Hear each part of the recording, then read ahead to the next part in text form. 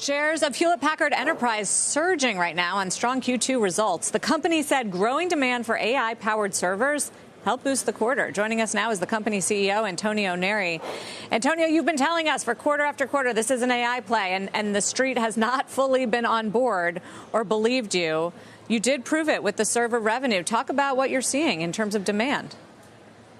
Well, good morning, Sarah. Thanks for having me. Yes, we posted a very solid performance in Q2 where we beat both revenue and non-GAAP earnings per share guidance. And that was on the back of the AI systems revenue, which more than doubled quarter over quarter. And we see a very strong demand continue to take place. And now that demand is no longer what I call the model builders or the service providers, which have been building these models, but really extending to sovereign clouds and enterprise of any size. In fact, our enterprise AI system orders now represent more than 15% of our cumulative orders so far. So HPE has been an underappreciated story.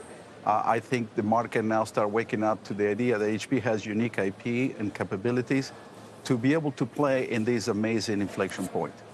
Talk a little bit more about the sustainability of this as Wall Street tries to figure out the trajectory and whether these kind of growth rates can continue, especially because I think the backlog wasn't as strong as some expected. Yeah, I think, I consider three unique segments of the market, right? The demand for accelerated computing in the service providers and obviously in the companies that are building these models continue unabated. I think they will continue to need more computing power as the model continues to grow with the billions and billions, in some cases, trillions of parameters. But what I'm really excited is the uptick in enterprise. And customers now are realizing the use cases, and they are actually doing actual deployments, which comes down to fine-tuning those models with their unique data and then generating tokens at the inference. And so we are very early, Sarah, on that cycle. And for us, it's very important because as we think about 25, 26, a lot of the demand will pick up in that particular segment of the market. And how profitable is it? There were some questions around Dell's quarter about the margins on AI servers. How do you characterize that versus some of the other product margins, the rest of the segments? We have solid profitability in our AI systems, which is captured in our server segment.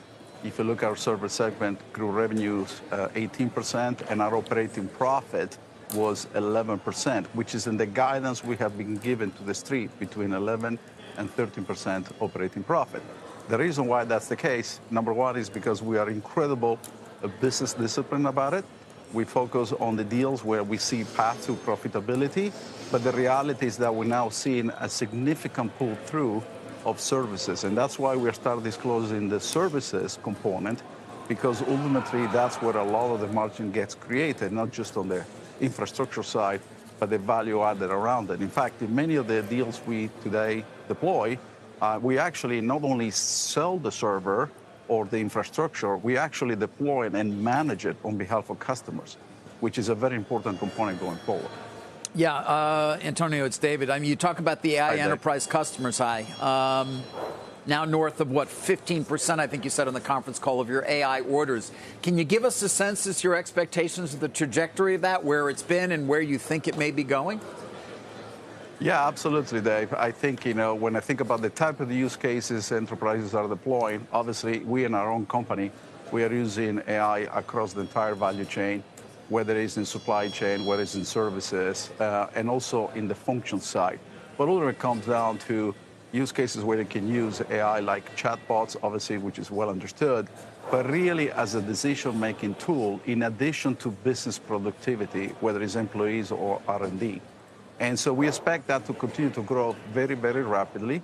And, think about it this way. On those three segments, on the large service providers, there's few customers. Think about maybe tens of customers. Yep. When I think about the sovereign clouds, you're talking about maybe hundreds, right? And when you go to enterprise, you talk about thousands and thousands. And the number of GPUs obviously goes from very, very high to much lower. And so what we're going to see is number of deals in enterprise in the thousands, but obviously significant smaller footprint. And we are addressing all of them because we can address the entire life cycle. And you will see at the HPE Discover here in 2 weeks a series of amazing announcements together with NVIDIA, and Jensen is going to be on stage with me, where we're going to talk about how we accelerate enterprise adoption.